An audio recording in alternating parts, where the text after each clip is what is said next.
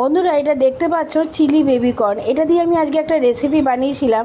এটা কিন্তু প্রচণ্ড কচি, আর এটাকে দেখো আমি কিভাবে কেটে নিয়েছিলাম। এই রেসিপিটা এত দারুণ হয়েছিল, আমি কিন্তু এটা প্রথমবার বানালাম। তো শিখে নাও এই রেসিপিটা আমি কিভাবে বানালাম। প্রথমে চিলি বেবিকর্নগুলোকে আমি একদম ছোট ছোট করে কেটে নিয়েছি। তার মধ্যে একটু আদা, রসুন, কাঁচা লঙ্কার পেস্ট, আন্দাজ মতন একটু নুন, হলুদ, একটু রেড চিলি পাউডার, একটু গোলমরিচের গুঁড়ো উপর দিয়ে ছড়িয়ে ভালো মতন আগে মেখে নিয়েছি। তারপরেই কিন্তু আমি ওর মধ্যে প্রায় 2 চামচের মতন কর্নফ্লাওয়ার দিয়ে একদম হালকা হাতে মিশিয়ে নিয়েছি। এরপরে কড়াইতে দিয়ে দিয়েছি বেশ খানিকটা তেল।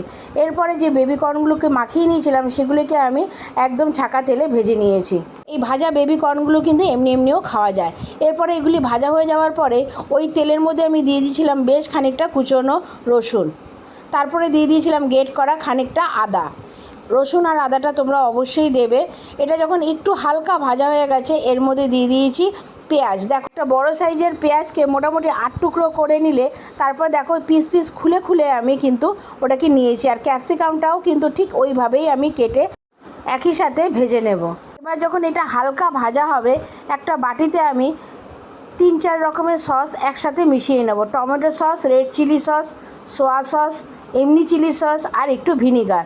সবকটাকে ভালো মতন মিশিয়ে নিয়ে আমি ওই পেঁয়াজের মধ্যে দিয়ে দেবো। এটা কিন্তু খুব সুন্দর হয়েছিল খেতে। এটা কিন্তু তোমরা বিকালে স্ন্যাক্স হিসাবেও খেতে পারো, অথবা রুটি বা পরোটার সাথে খেতেও কিন্তু দারুণ লাগে। তো দেখো, আমি এটাকে ভালো মতন মিশিয়ে নিয়ে তার মধ্যে দিয়ে দিয়েছিলাম একটু রেড চিলি পাউডার।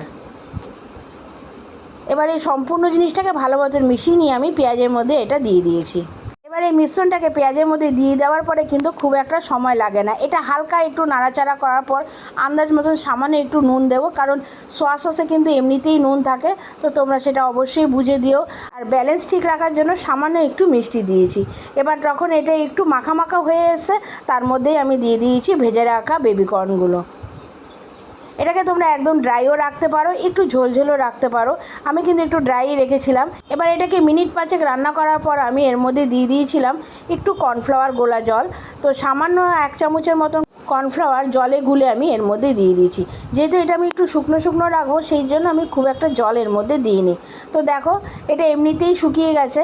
তারপরেই আমি কর্নফ্লাওয়ারটা দেওয়ার পরে মিনিট 5-10 রান্না করার পরে আমি এটা বন্ধ করে দিয়েছি। তাহলে দেখো, রেসিপিটা করতে কিন্তু খুব একটা সময় লাগলো না। তো আশা করি এই রেসিপিটা তোমরা বাড়িতে অবশ্যই করতে পারবে। আর বেবিকর্নটা তোমরা অবশ্যই অনলাইনে পেয়ে যাবে। আর এটা কিন্তু শরীরের পক্ষেও খুব উপকার। হয়ে যাওয়ার পরে আমি উপর দিয়ে দিয়েছিলাম কয়েকটা চেরা কাঁচা লঙ্কা। তাহলে রেসিপিটা কেমন লাগলো অবশ্যই কিন্তু আমাকে কমেন্টস করে জানাবে। ভালো লাগলে একটা লাইক, কমেন্টস আর শেয়ার করে দিও। আর আমার চ্যানেলটা অবশ্যই সাবস্ক্রাইব করে দিও। আসবো আবার একটা নতুন রেসিপি নিয়ে, তোমাদের সাথে দেখা হবে। এখনের জন্য টাটা।